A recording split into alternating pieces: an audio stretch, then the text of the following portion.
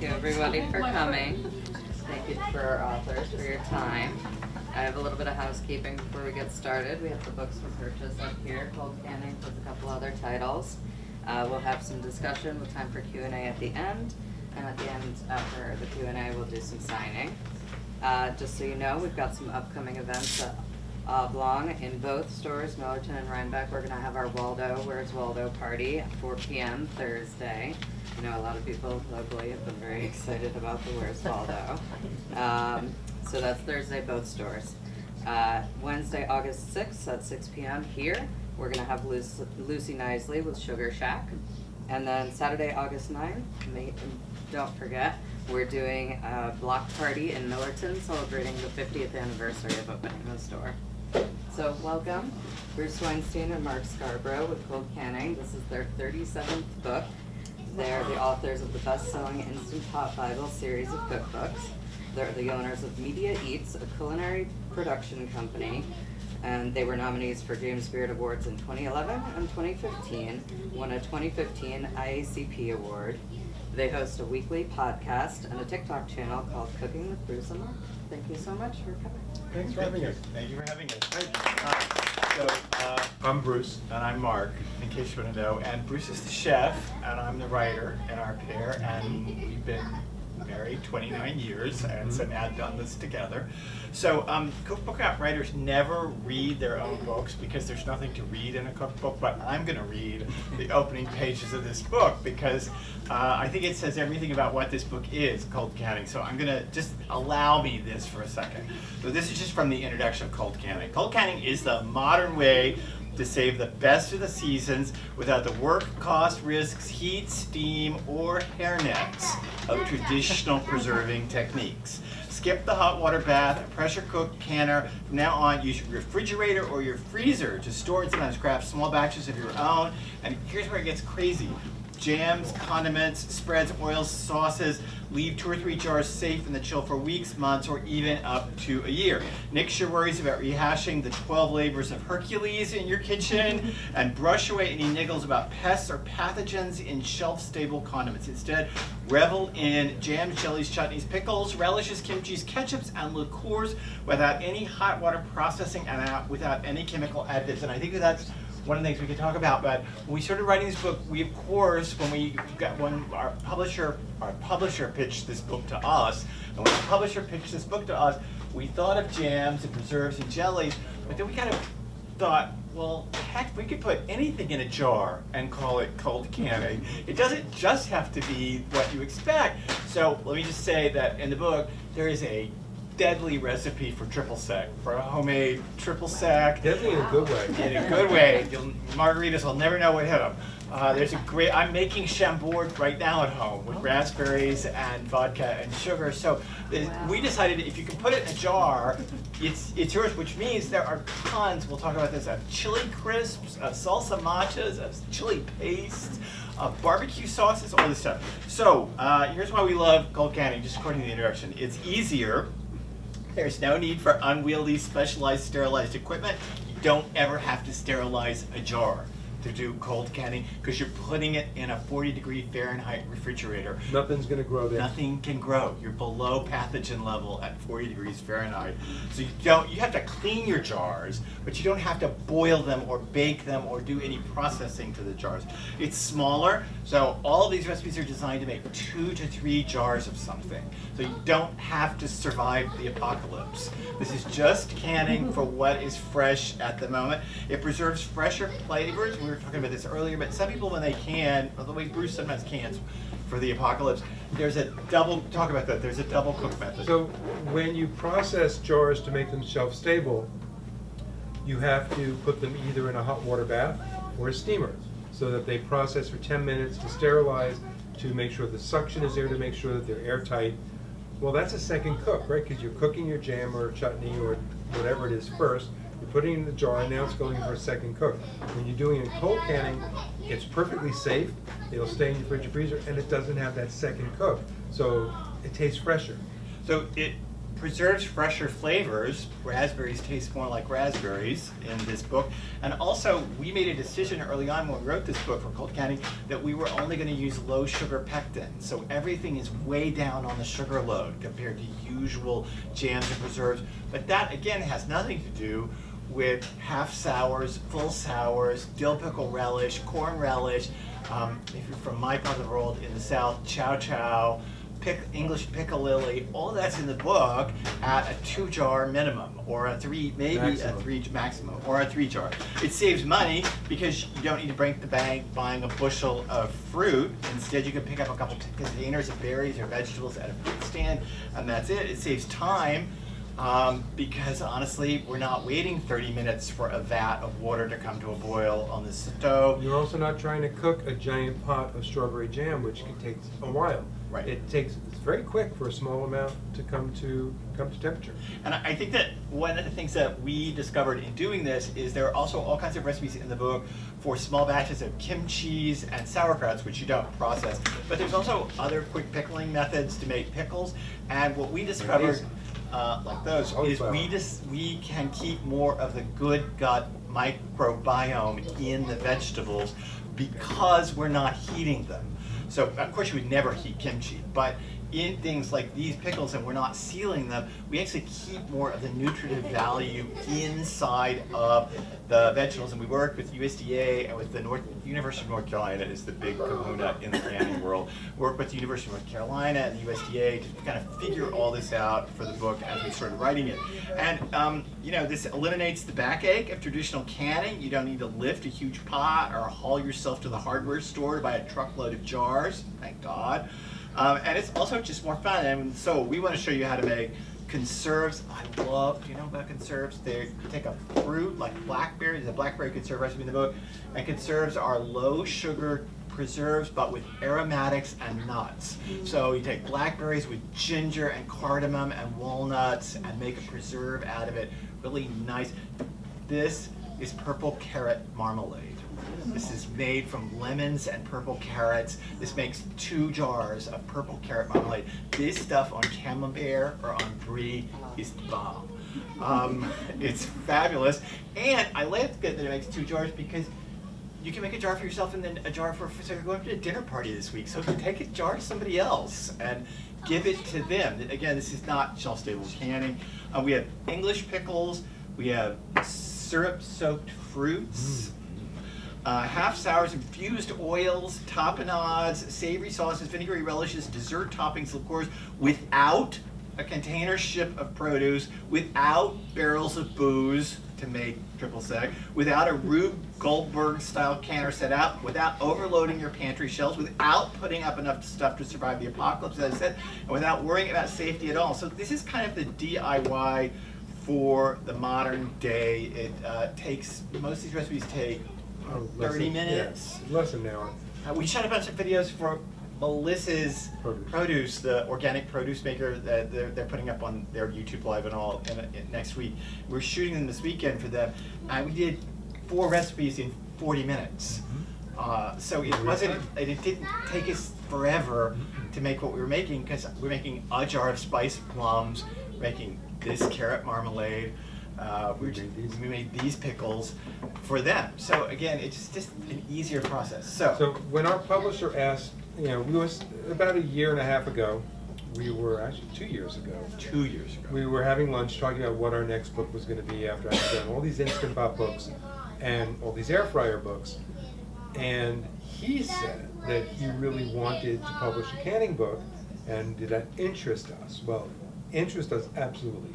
I've been putting up jams, jellies, chutneys, and things for most of my adult life. I lived in Manhattan. I had a tiny kitchen. It was 4 feet wide, but 23 feet long. You couldn't stand in front of the stove and open the oven at the same time. As I've always said, if Sylvia Plath had that apartment, she'd be alive today. So there you go. And you know, those ubiquitous fruit sellers in Manhattan on every corner, and I would buy 3 containers of raspberries and go home and make a jar of jam. And so making small batch was something I always did. And we had to go away and try and figure out how to take Can I just say something about that? So, I mean, this is really about the cookbook, but maybe this would interest you about publishing in the business. So 2 years ago, this book's published by Little Brown. So when we met with our publisher 2 years ago, his CEO, Sally Kemp at Little Brown, had put down a mandate that they could no longer buy books from influencers, period. Mazel tov. So influencers were done at Little Brown, and she wanted books that would live on the backlist, which means that they'll sell over 5 to 7 years and not just have an upfront bump.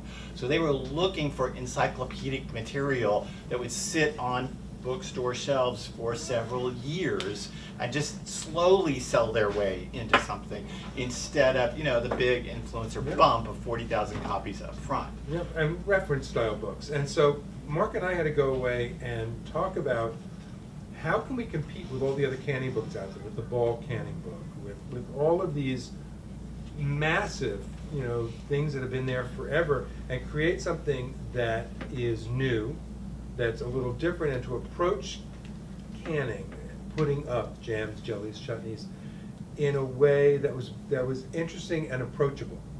And we ended up coming up with this, well, why do you have to make 12 jars every time you make a jam or a chutney or make pickles? Why can't you just make 1 jar or 2 jars? And why do you have to have this second process of a water bath where you sterilize them? And some people don't, and that's fine. I mean, the USDA says for safety, you should do that, but that cooks it a second time, it gives it more of a cooked taste. So we ended up coming up with this whole idea of, well, wait a second, people have been making, freezer jam, refrigerator jam for years, and refrigerator pickles are not necessarily a new thing. But no one has really talked about this way of doing things for the fridge as a category, as what it is. And we came up with this word for it, which is cold canning. And the publisher thought that was a great idea. And then we said, but let's do one step better. Let's make everything small batch so that you're not making a case at a time, so that you can get 2 quarts of strawberries. Nobody wants a case of this stuff in their refrigerator. No, I don't want a case. I don't have a refrigerator big enough to store a case of this. So we came back to them with that idea, and everybody just loved that idea. And so that's how they bought that. And then it took us over a year to test it, because we kept expanding what we were doing. Originally it was, jams and jellies and conserves and chutneys. There are 425 recipes in this book, and the original contract was for 200. So if that tells you anything, we just kept blowing it out, and they just kept agreeing to more pages. And we were like, well, wait a second, why aren't chili crisps? There's these Asian chili sauces in there. And if chili crisps are in there, and there's about 7 different chili crisps, then I'll talk about how we were able to do so many. Then why aren't salsa machas, which are sort of the Mexican version of that? And why aren't chili pastes from Indonesia, from India in there? So then we have an all entire kinds of sambals, chapter. the whole from Indonesia. Indonesian sambal family is in there. And so that chapter got added. And then it was like, well, wait a second, how come we're not doing other condiments? And because we discovered this way that it takes longer. We worked at this for a long time. We discovered it takes a lot longer, but you can ferment in the fridge. Mm-hmm. It won't ferment like if you make kimchi, it won't ferment in the standard amount of time. It takes about a week longer. Yep. But you can get it to ferment in the fridge. And so we were coming up with, for example, I just turned to the recipe for shata, which is this Israeli chili sauce, and it's made from fermented chilies. And you can get it to work in the fridge. It just takes 5 to 6 days longer for that ferment to set in, for the lacto fermentation to set in. When you slice vegetables and salt them, they will ferment, even if it's cold. I mean, everyone says, no, it has to be room temperature. It doesn't. You could do that in the fridge. I make kimchi almost monthly. And yeah, if I leave it on the counter, it'll ferment in 3 days. But I'm not always feeling so comfortable with that safety. There's fish sauce in it, there's dried shrimp in it. So I'm a little more comfortable fermenting it in the fridge. Disagree. They can disagree with me all they want, but I'm the one paying my liability insurance and our health insurance. And so I ferment it in the fridge, and inside of a week, it's bubbling, it sours up, and Yeah, it's I fantastic. opened the kimchi thing today for lunch, and it was nicely bubbly and fizzy, and it's clearly lacto-fermenting All in that there. happened in the fridge. So that's happening in the fridge. So again, the idea of the book kept blowing out. So in the end, it took us about 13 months to write the book, finally, at the end. And then it took about a year to get to publication. So I turned the book in right about now, last year, and then it went into editorial, and it went through all of its editorial phases. And you can imagine that copy editors and managing editors and all, when they see, I believe in a Word document, this thing came out as 881 pages. And you can imagine that when the 881 page manuscript drops on their desk, they all kind of flip out, of course. So it took a while to get it through publication, and we can talk about the photos in a minute. And then anymore, in a book like this, of course, they're going to print it in China, which means they have to print it in January to get it in stores in July. So they have to press print in January. And you know, occasionally, Yeah. when those container ships come across the ocean, they fall off, right? You know that things fall off container ships all the time. Yes. I mean, there are so many things at the bottom of the ocean that people paid for. There is an entire container of a Melissa Clark book that sits at the bottom of the ocean somewhere. Yeah, So, poor thing. She had her book, it was like 2 months before her pub date. So before we and talk the about container the- went to the bottom of the ocean. before we talk about that, let's just talk about what's in front of us. So this is a small refrigerator jar of peach jam that got made a couple weeks ago from the peach truck. We got our box from the peach truck. This small jar got made. You guys know about the peach truck? No. It's a home delivery of peaches from Georgia, and that's pretty good. Fabulous. Ooh, It's nice. fabulous. Oh my Yeah. God, they come all beautifully wrapped and all perfectly ripe, and it's a fabulous house gift. Oh, yeah. And it's also fabulous just to get your box from the peach truck. This is kiwi jam. If can you've see never had kiwi jam, We've you been need to into make the it. kiwi jam. It's been around for a while. This is fennel relish. And why did I So- make that fennel relish? For a dinner party. I don't remember. We had a dinner party last weekend, and one of the courses was grilled sea bass on top of a tomato gelée, Right. which was sitting on top of some creme fraiche, and then I topped the sea bass off with some fennel relish. So this is shredded fennel that's been relishized with a little bit of vinegar and lots of Sugar. spices and sugar. This, I think, is this year's strawberry. You said that was the carrot. Oh, right, this is carrot marmalade, that's right.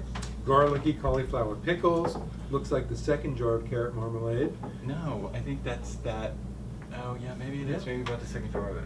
Yeah. This is a chutney made from homegrown black currants or cassis. Mark grows me currants every year. I make homemade creme de cassis. The recipe's in the book. It is unlike anything you've ever had. Wow. And I decided to try and make a chutney out of it. And this is one of the many chili crisps. So what I love about making chili crisps, you get the technique down, which is to combine your spices in your heat-proof bowl, and then heat your oil up, mix it and stir it in, and then you can finish it off with a few other seasonings. Sometimes crispy fried shallots and garlic, which I'll fry in the oil first, and then they get dumped in with it. We have one chili crisp in the book that I crush up and grind up in a spice grinder, the nori sheets, the dried seaweed that gets wrapped around sushi, along with wasabi peas for heat and crunch and texture. So it's this really weird umami, Ocean fishy, flavor. wasabi chili crisp. It's not, there's nothing authentic about that chili crisp, No. but it's just spectacular. And this one is great because this one, it looks like this looks like it should have an Asian flavor, totally, and it doesn't. This is Aleppo pepper from Syria, and cinnamon and sumac, also from the Middle East, and so this and lemon rind and dried preserved lemons, and this has this totally Arabic Middle East flavor and aroma. Although Yet it acts like a looks, chili crisp. Yet it acts like a chili crisp and looks Asian, and I love being able to cross culture that way and just take flavors from one culture, put it into a dish that's usually from a different culture, and it's confusing. I mean, it's one of those things where like you look at the word orange, but it's written in blue paint. You're like, wait, what color is that? And it's like one of those psychological tests. This shouldn't taste like it does, but it does. So, just to say a little more about the book is really heavily photographed, and we do all the photographs ourselves. We do not shoot them. We have a photographer who has shot This is the 13th book of ours he shot. I found him when he was a 20-year-old kid on Instagram, and I loved what he was doing in photography. And so I stalked him for about a year, and then we hired him to shoot a book at Random House for us, and it was the first book he ever shot. But I loved his eye. He's now 40, and he's the house photographer for Absolute Vodka, and he curates Blake Lively's social media feed. I mean, he's now a big deal. But back in the day, he was just this kid trying to make it as a photographer. So he and Bruce and I shoot the books together, and we shoot them at our house. And we've gotten rid of all assistants. I do the food styling. I do all my own food. I buy all my own props. We used to hire prop stylists. Don't do any of that anymore. Mark produces the shoot, organizes. Like this shot right here, which I love, which is what Eric does, our photographer does so well with the light in the shot. Those blue shelves, that's the shoe rack in my front hall turned upside down. And the charger sitting on the upside down shoe rack from our front hall. And it's all artificial light. He uses no natural light. Yeah. He blacks out our windows, and he can make it look like the sun is This shining is all through every one of artificial these. light in every photograph. He claims, Eric always claims, I hate the sun. The sun is my enemy. But So- we had 6 days to shoot these 125 shots. So you do that math. That's a lot of shots a day. And I'm making all these jams, all these preserves. I'm making all the dishes that we're serving them with. Many of these shots have 4 and 5 preserves in them. Some have, it's part of a meal, so there's fried fish or there's tacos. And what are you looking at? So, like, here's a great shot. I just want to show you the shot because I think that this represents partly the scope of the book. Believe it or not, this is in order. This is pineapple sauerkraut, celeriac sauerkraut. so good. This is back here fennel sauerkraut, and this is beet sauerkraut. So these are all lacto-fermented sauerkrauts, but not with cabbage. Well, there's cabbage in the mix. You have to put cabbage in the put mix. cabbage. But they also have other things like celery root or pineapple in the mix in order to create there are very traditional sauerkrauts, and then there are very, like this chili crisp, very weird and far out there stuff. And I think that is part of what we were trying to do with the book. We were trying to find a way in which we could kind of do what Bruce has always done. Again, he's the chef and I'm the writer, so I don't cook because I don't really know how to cook, but I know how to write a You used cookbook. You used to cook all the time. I did. I make, and the recipe's in here, I make really mean homemade Worcestershire sauce. And if you've never had homemade Worcestershire There's a sauce, gallon container it at home. proves that you need to make homemade Ripening right Worcestershire now. sauce. He made it yesterday. Oh my God, you just cannot believe a steak on the grill having been marinated in this homemade Worcestershire sauce for an hour or so, And and then it's just put it the on the dipping grill. dumplings, equal parts It's- that and black vinegar. Yeah, black vinegar and that Worcestershire sauce for a dumpling dip is spectacular. So I do that. I do make the thick sweet red chili sauce. I You do. make that. You do. But we wanted to find a way that we thought could take this kind of passion of ours. I mean, we've done, for several years, we've done a workman's job of doing Instant Pot books and air fryer books and stuff like that, which, it pays the mortgage, but that's workman work. And we wanted to be able to contribute our passion to a project. We were both more passionate about this book than we have been on for the last half dozen. But we And just it was really couldn't- nice to get to do something you're passionate And we didn't want to write the book that, you're making 14 and 16 jars of something, because that book exists and that stuff exists Yep. out there easily. Yep. And a lot of people do that, and even the manufacturers do it. So Yep. talk about low sugar pectin. So we were discussing pectin earlier, and low sugar pectin gives jams a slightly different texture. It's a little thicker, a little heavier, but there are different brands, and you could play with the different brands. Every recipe that calls for pectin in this book calls for low sugar Which is pectin. only about a quarter of the recipes called for pectin. Yeah. And I wanted to use it because when you buy jam, for the most part, it's too sweet. It just tastes like sugar. And if you follow the recipes inside the packet, inside the box of short gel pectin, or even like the ball canning book, the book that we were trying to compete against but make it a little different, the recipes are very sweet.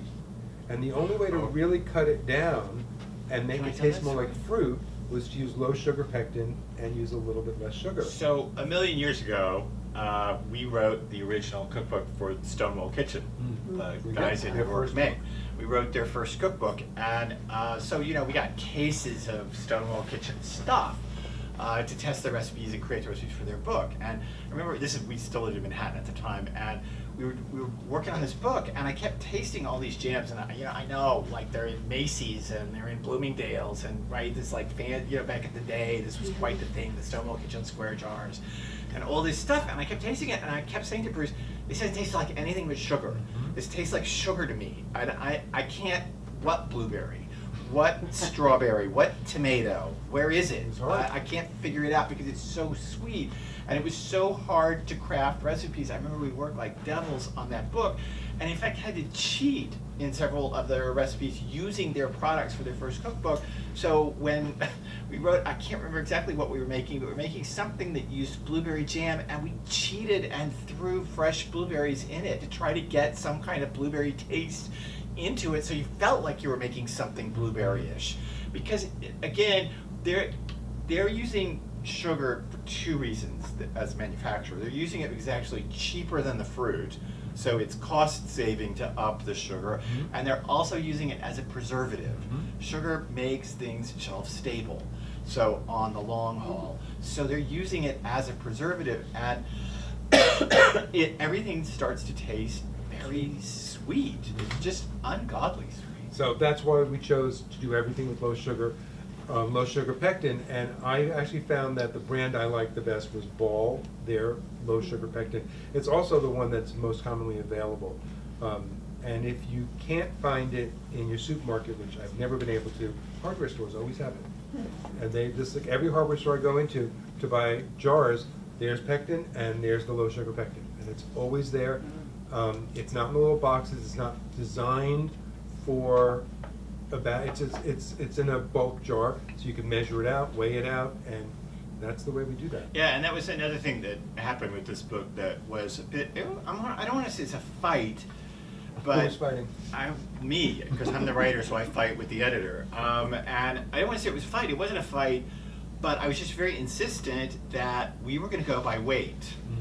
And not only were we going to go by weight, we were going to go by grams. And we were not going to go by ounces. We were going to go by grams. So the final decision in the book is that I could call for grams so long as I also had on the side 1 tablespoon.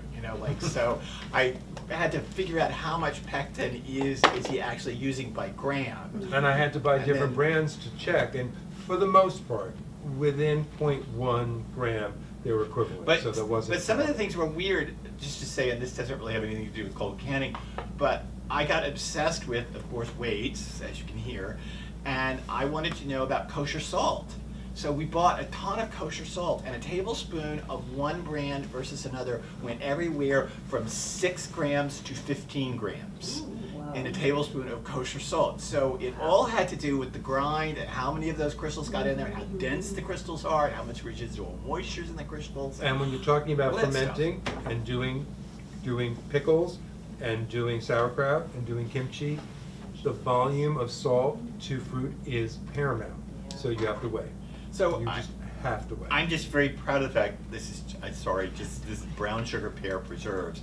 I'm very proud of the fact that it calls for 300 grams of granulated sugar, 1.5 cups, 3 tablespoons, 36 grams of low sugar pectin, 150 grams of ripe pears, or 1 pound 14 ounces, 120 grams of unsweetened apple juice, and 160 grams of light brown sugar. I'm just, as the writer, I'm proud of that because I just think it makes for more accurate recipes. We've been trying to do that for years. It's been almost impossible to get publishers in the U.S. to allow us to put grams.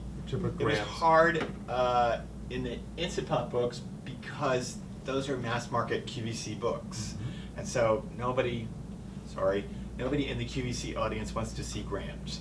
So it's going to turn off the average reader of those books. But in this book, I felt like, I can press my point because this is important for accuracy. There's a little bit of, it's not as much as shelf-stable canning, but it's a little bit of chemistry that's going on here. It is. So we just wanted to be really careful about what we did. You want to talk about your process of creating the recipes? So when we sit down to write a book, we come up with the ideas for the recipes for about half the recipes in any given book. And then I get to go away and make those happen and flesh out the rest of the table of contents. And then when I give Mark all of my notes in folders that he could barely read, I certainly can't read them. It looks about like, he gives me stuff that looks like a chicken walked in ink and walked across a piece of paper. Worst And I look handwriting. at it like, and Worst handwriting. I'm an ex-academic, and I got out of academia in '96, so a long time ago, but I pride myself on being able to read handwritten freshman essays, and his notes give me a run for my money. So, But I have to leave like 10% of the recipes open, so that when he's done putting them, writing them all out, we go over them together, at which point he could say, we're really short on these, or we're short on these, or sorry, you did too many peach things, or too many strawberry things, we're cutting some. So I try to work on a type of recipe at a time. So like the chili crisp. Once I got a good basic chili crisp technique I liked, and the everything kitchen sink chili crisp with peanuts and sesame seeds and fried soy nuts and everything in it, then I spent 2 weeks playing with chili crisps and trying different kinds of chilies, different spices, different aromatics, different kinds of oil, because it was in that mode and I could just really perfect what each one tastes like. But then I have to change gears, and I can't do the salsa machas after that because it's too much chili. So then I would go, to pickles, and I would do all of these, simple, easy pickles that just take like 2 days to pickle, and then I'll go back to salsa machas. And if you don't know what a salsa macha is, think of a South American Mexican version of a chili crisp where you have different kinds of dried chilies. You'll always have a nut and or a seed. You'll have some dried fruit. You'll have an aromatic like onions or garlic or ginger.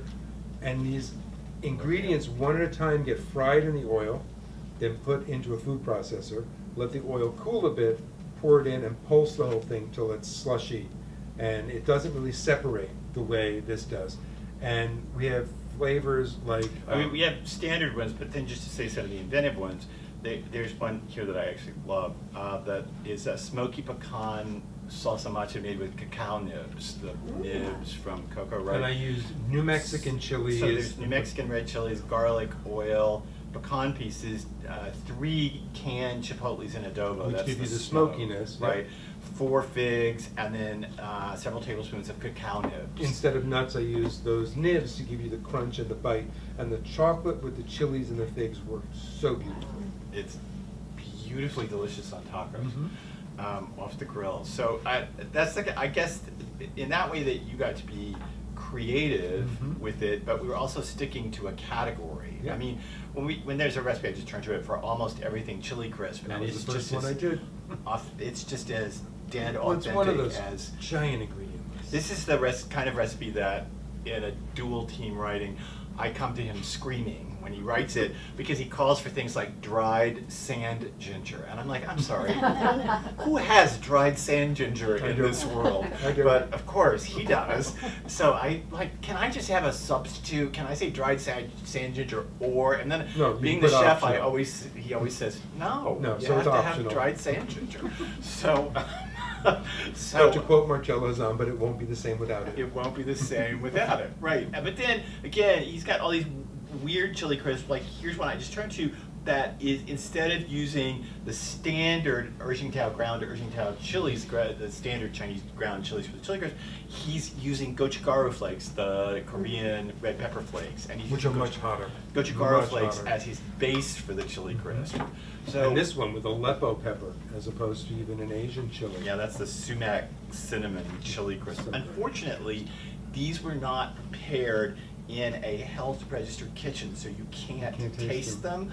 Sorry. My liability insurance is not that high, but you can't taste it. But if you'd like to smell that chili crisp later, you're welcome to smell it and tip yourself with it. Or these fabulous pickles that are so hot and spicy and garlicky. Okay. Okay, so I think that maybe we should ask if you Yeah, have any let's questions. open up to questions. Or you want to say anything? Do you have any questions about it?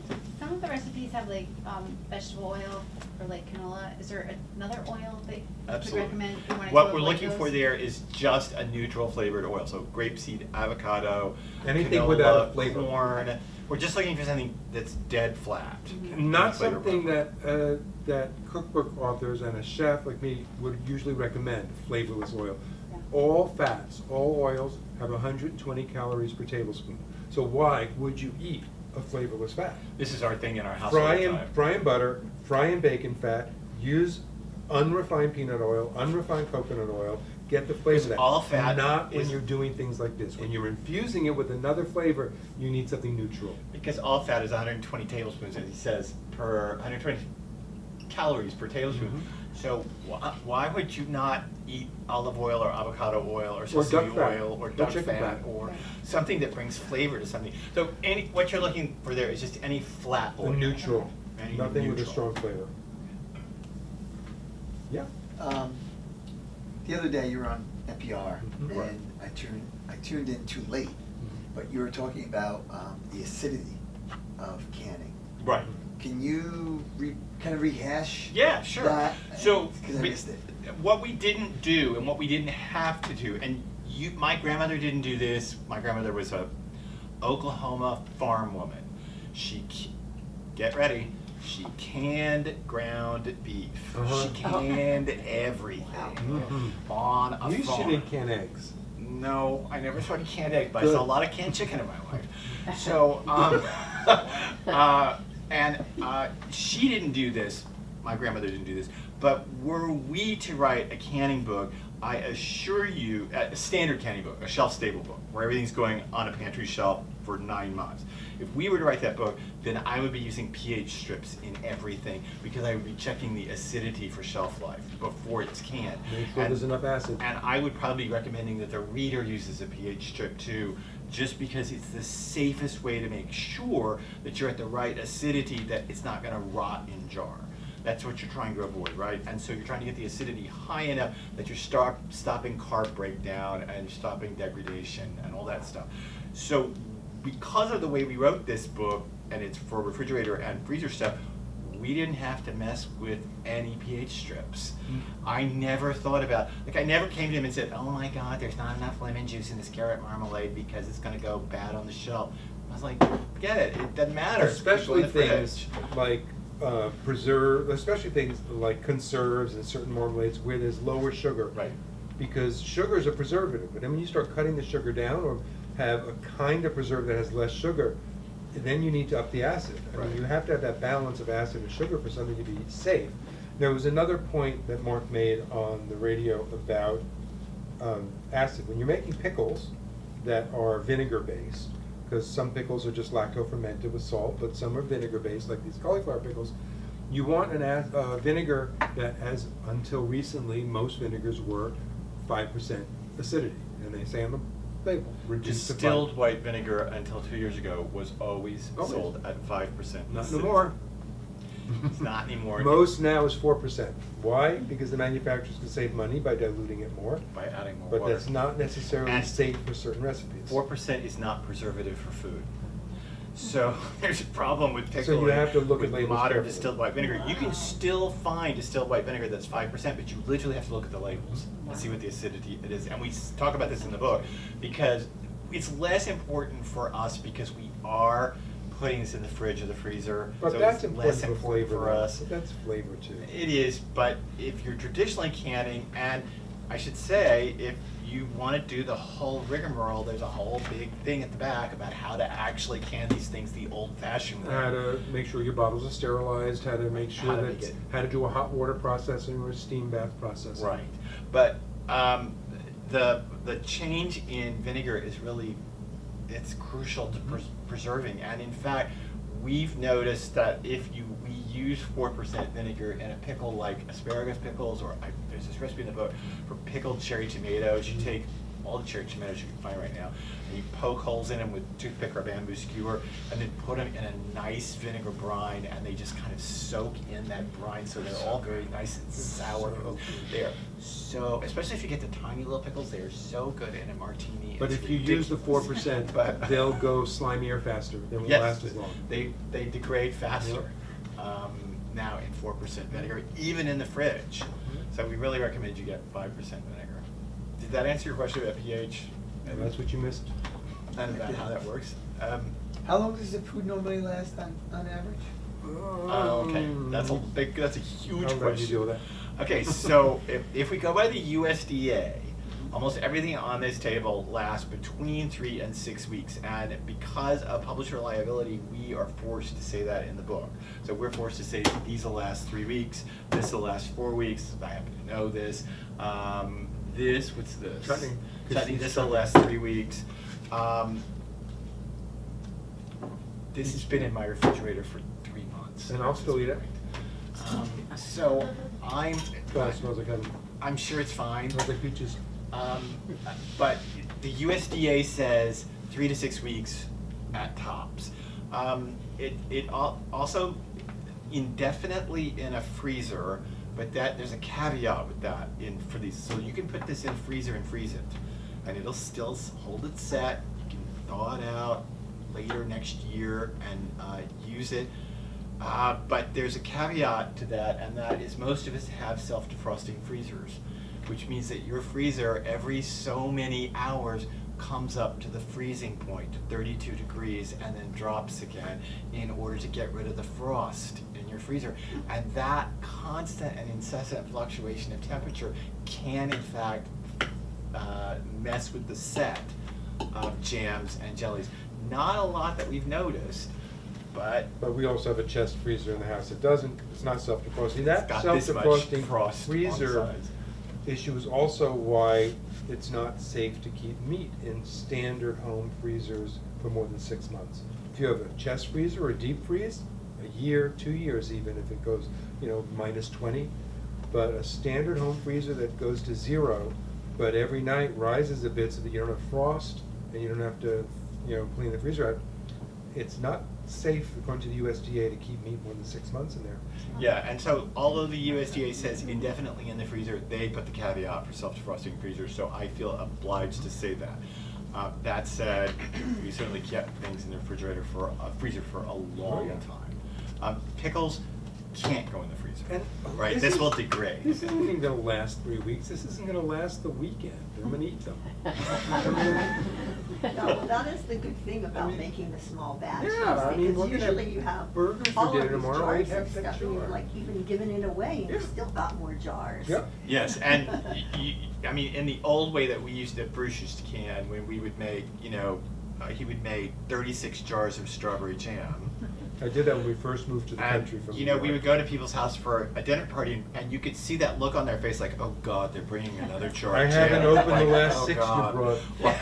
Like, why are they bringing that to me? I don't want that. Well, I want to say I'm bringing it to you because I don't want it either, so it needs to get out of my house. So the point is, again, that you can make a tiny little batch. You make these bread and butter pickles every 3 to 4 weeks. You make another batch of bread and butter pickles. Who could live in a house without bread and butter pickles? Good. And also, bread and butter pickles in the store are so darn sweet. And they're not crunchy, they've been processed, so you open those jars and they're soft. I want pickles to crunch. Right. And we have a lot of recipes in the book, I should say, that are for no sugar. So for sugar, they use a sugar-free substitute. So Splenda, if you want to try that. And we also have many of the jams and jellies have a separate category of them, like blueberry and strawberry and peach, etc., where we don't use pectin at all, and we cut the sugar way down, and you can thicken it with chia seeds. So you can make it and then make it on the stovetop, add chia seeds to it, and they will thicken it just like jam. So it's high fiber jam. Also a high fiber jam now. And that's in the book? Mm-hmm. Yep. Yep. So you can cut the sugar down, use chia seeds as a set. It's a simple set. Yep.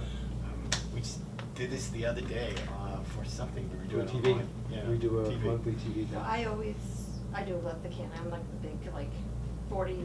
Of course. Because I. You Of know, course. Yeah. We're here, it's like you go out picking for an hour and you end up with a bushel or whatever and you have to take Of it or course. whatever.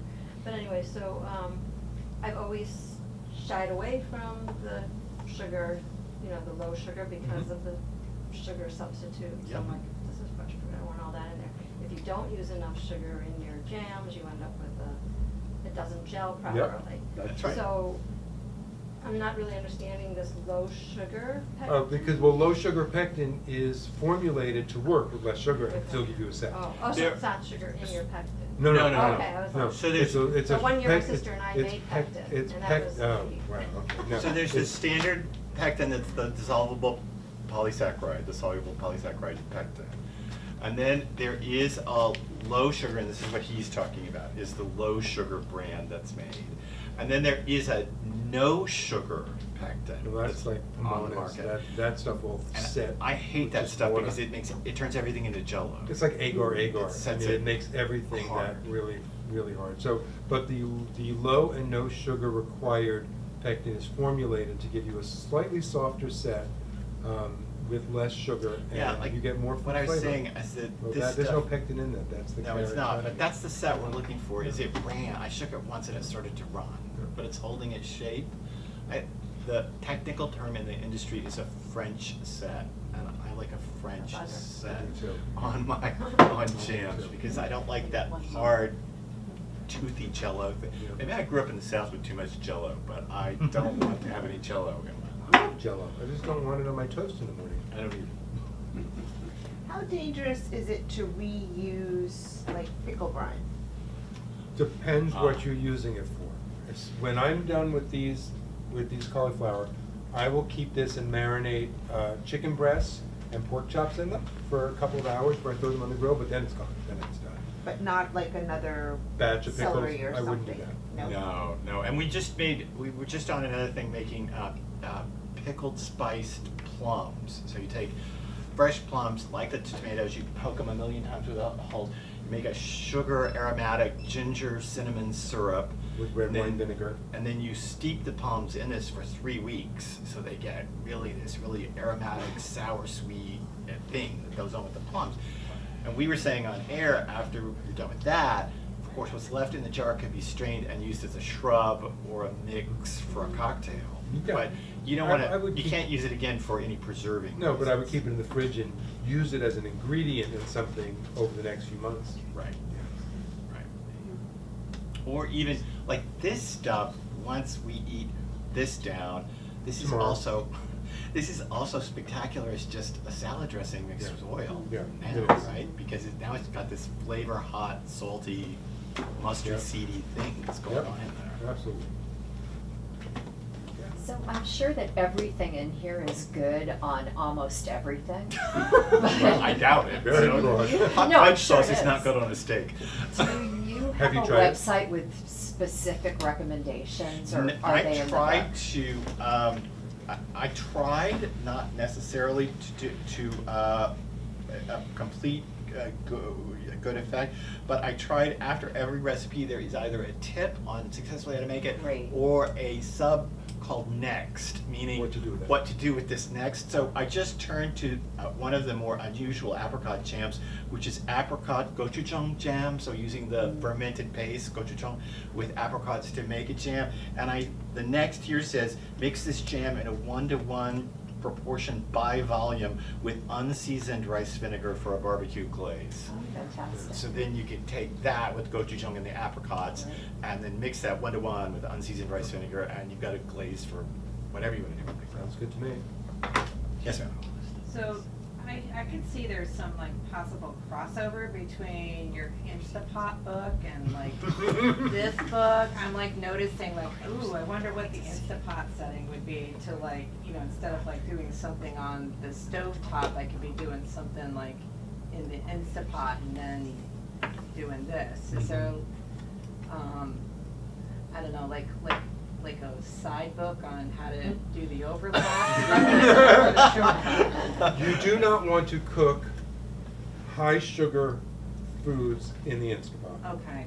they They tend to spew out, the explode. pressure builds up even more, you go to release pressure, you're gonna have a I've sugar seen that, it volcano. comes out of the thing. You're gonna have a sugar volcano. So Yeah. when people say, oh, I make the jam in my Instant Pot, I hope they're talking about just using it as an electric pan with the lid off, so they're just cooking in it. Right. And maybe using it to process their bottles on a rack as a pressure can. I wish we had enough time to talk about my experience with Instant Pots, because it was a spectacular experience in so many ways, and I learned so much about the online world. And I learned that people post recipes that come out of a pressure cooker of a fully browned prime rib. Like, no, and I'm you did like, not. no, it didn't brown in the pressure, No, not you as far did- as I know. You did not make that in your Instant So Pot. I learned a lot about how food is faked Mhm. for Instagram and TikTok, but the Instant Pot's a really great tool.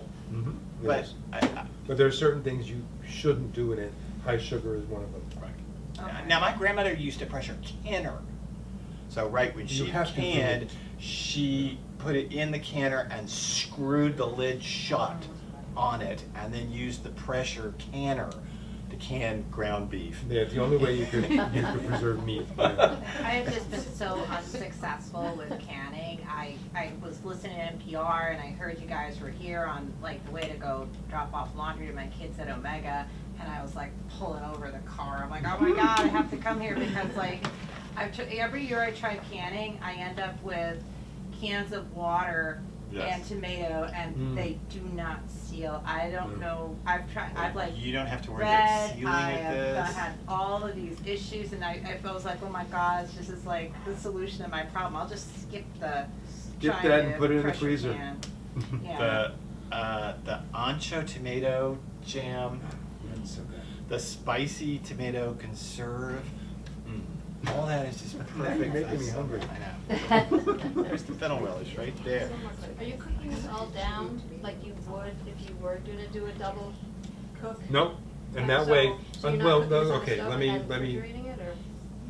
in terms of making a relish or a conserve or a chutney, you have to cook it down to a certain point. I mean, you have to cook it till you can run your spoon over the bottom of the pan and you see the pan before it comes back together, so you know it's cooked enough. It doesn't get its second cook in a canner, and it doesn't, so that along with jams and jellies, no, those are just cooked the first cook, and they're brighter and fresher, and they have a less cooked taste, which is really nice. Right, and that's also part of cutting, right, because in recipes, sugar is a liquid. It functions as a liquid. And so part of cutting down the sugar is we're actually cutting also down the liquid, ultimately, in the final product. Because again, sugar melts and acts like a liquid in any recipe. So we're cutting down that, so then we don't have to worry about reduction quite as heavy as if we were, let's say, making a vat of raspberry jam. I haven't done any canning this summer because I did not want it to rain anymore in my kitchen. It's been so hot and so No. humid. Yeah, So I today's was a like, bad wait, day. this sounds like a solution to that. Today's a bad day for that. Yeah, it is. Any other questions? I think you earlier answered part of my question when you were talking about recipe accuracy. Mm. I recently made refrigerator pickles that came out way too salty. Mm. Yep. So the second part of my question, so I think that's why it was because it was measured in tablespoons, not Could be, yeah. weight. It could be. And the second part of my question is troubleshooting. So like, what do I do with them in general? What do I do like if something comes out not quite the way I want it, other than like throwing up my hands and walking away and saying I'm never doing this again? No, well, no, you should say, well, I will do it again, but there's certain things you can't fix. You make a pickle with too much salt, there's nothing you can do about it. That vegetable has now absorbed that salt, and you can't get it out of it. Where'd you get that recipe from? Was it from a The book? ball canning book. I could say that I find their recipes a Did you little use too kosher salt or did you use table salt? I think they called for pickling salt, and I Pickling salt. substituted kosher. And did you There you go. weigh it or just measured it? I measured it. Yeah. When you're using salt in pickles or fermented things, you have to weigh it. And That we is just- only call for kosher salt because table salt has a chemical additive, Caking. the anti-caking agent, and that will Rains cause of course. this brine to cloud. over time. Right? That anti-caking agent will drop out of solution and start to cloud the jar, and this jar will stay this clean and clear Until we finish until these we're done. tomorrow. Because of kosher salt, and because of using kosher salt. Yeah, another question? I have a question. Small batch, Mm-hmm. if I pick 25 pounds of blueberries, Mhm. which I do, and I freeze them, Mm-hmm. can those recipes be used? Absolutely, with frozen. Frozen fruit? Absolutely. But measure either, weigh the blueberries and freeze them in Yeah. bags and mark how much the weight is, because, all berries will give off liquid when you thaw them, and some more than others. Raspberries will like melt, and you have to use it all. You have to use the liquid in the bag and everything, so that's why you can't, there's no way you can measure volume from a frozen berry. Right. So you have to weigh it. But Also yes, use ground frozen, seaweed. and we even say, because you're doing small batch, and let's say you want to bring somebody 2 jars of raspberry jam in the winter, you can make it from frozen raspberries, absolutely. So our recipes will tell you when it's appropriate to use fresh or frozen. Yeah, I think that's really important, and we wanted to make it so that the recipes are flexible enough to use fresh or frozen, because not everybody wants to make 2 jars of jam in, maybe you want to make it at Christmas, Yeah, right? Maybe exactly. you don't want to make it in July. Make it when it's colder out. Yes, sir. So you were raving before about Worcestershire sauce? I Homemade was. Worcestershire sauce? And I've never had homemade Worcestershire sauce. That's, you have lived a deprived life. Well, that's why we're here. Well, thank you for your enlightenment. Sure. So There it is. my wife and I used to, dump Worcestershire and soy sauce and just let the meat marinate in that. Mhm. Yeah. But we would use a lot. I'm looking at your recipe and she says, just put a little bit. You don't need a little bit. Last night we had hanger steaks, which I marinate in his Worcestershire, like 2 tablespoons of his Worcestershire, plus a little drizzle of smoked olive oil. And that is, to me, like the best thing I could ever put on steak. That was before I grilled it. You don't And- need much. So you don't need a lot. So if I were to make hamburgers in a couple of nights, I could just put a little bit on each burger. Or mix it into meat. And I wouldn't even mix it. Just form your patties, brush it on the outside, and then grill it. And you can always drizzle a little more on the cooked burger, but you'll get that charred, caramelized sugar of the Worcestershire on the outside of the burger. And if you make Just this brush it on. Worcestershire sauce, it is the best cheat in the winter for any beef stew you make. At the end of it, you taste the beef stew, you think, It's missing something? what does it need? Pull out the Tablespoon of Worcestershire this. sauce. out. Tablespoon of this will make anything better. It'll make it way better. That recipe alone worth the price of admission. Because I worked, Well, that and the 18 spice chili oil, which I also made a batch of last week, which is unbelievable. 18 spice? 18 spice. It does call for sand ginger. What page is that? There's a picture of it. It's my favorite picture in the whole book. There's a picture of it. Let me see if I can't find it. We're getting there. Well, 2 of us are working, we'll find it faster.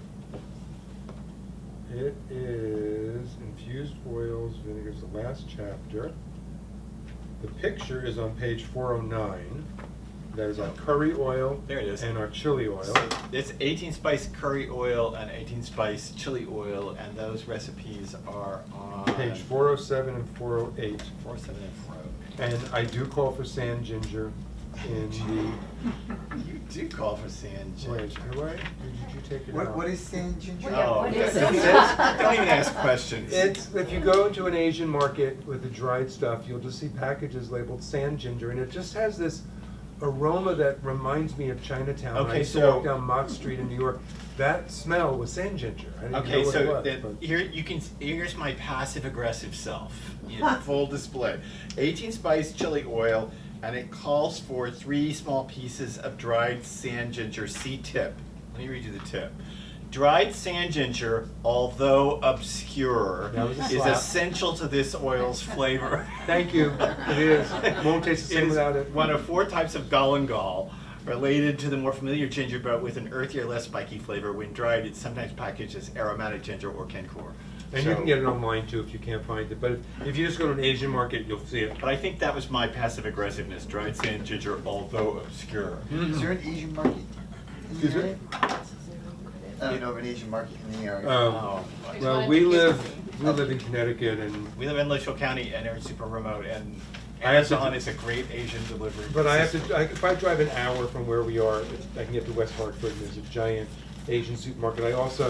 I volunteer at Yale New Haven Hospital, so I'm there on Mondays, and there are many Asian markets down there. So usually, after I leave the hospital seeing patients, I go to the Asian market. Thailand has one too. Yeah, sure. Question? Yeah, Because Thailand. unlike, despite all this passion, I'm sorry. his other huge passion in life is regional Chinese cooking. So he is an insane human when it comes We to left various Manhattan regional 19 Chinese years cooking. ago, and, I mean, Chinese food was always my passion to eat. On Christmas. And when we left the city, there was nowhere to get decent Asian food at all. There's certainly nothing Sichuan, so I had to learn to do it. And over the last 20 years, I have really perfected. I'm very proud of what I can do. You make Sichuan meat pies Very, like nobody. very proud of what I can do. Good. Something you Please. haven't touched on is the jars, the lids, because Right. the double lid So, and. Any jar, because you're putting this in the fridge and you're not sealing it So what we tight. say is that the jars have to be cleaned, so that means that you don't have to boil them or bake them. Clean them. But you can run them through a cycle of the dishwasher and pull them out. Use the rings. Yeah. You can even reuse these rings, because we're not worried about a seal, because we're not worried about a pop, right? So, listen, when we finish this, will I probably throw that inner ring out? Just, I don't know why, because it's worn into me that when you're done with it, you That throw it'll live. But the you sealing can, because ring. you're not creating a vacuum seal. But this is, of course, not sealed.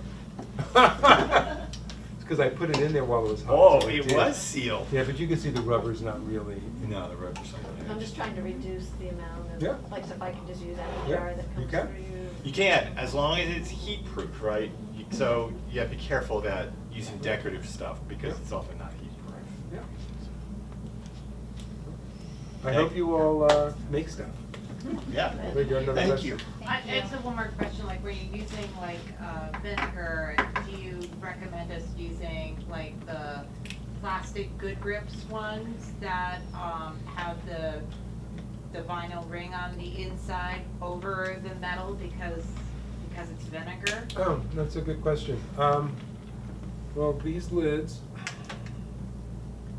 I think I do buy the canning lids. I mean, they do have, they are lined. I Okay. probably, if it's God, that smells so good. If it's stainless steel, it's fine. But aluminum, I probably wouldn't put in direct contact with vinegar. Okay. In general, I don't like to have aluminum come in direct contact with my food because acidic foods will dissolve aluminum foil. If you've ever put aluminum foil over a lasagna, Ew. you notice where it touches it, the tomatoes, it'll eat away at the Ew. aluminum. Okay. So, That's what I was So asking. if you want God, that smells to, we're happy to sign books, and if you want to be in touch with us, we have a website, Cooking with Bruce and Mark. We have a podcast every Monday, Cooking with Bruce and Mark, and we have a TikTok channel, Cooking with Bruce and Mark. Isn't it funny that we named all the same thing? So you can find us in any of those places under Cooking with Bruce and Mark. thank you. Thank you. Thank you.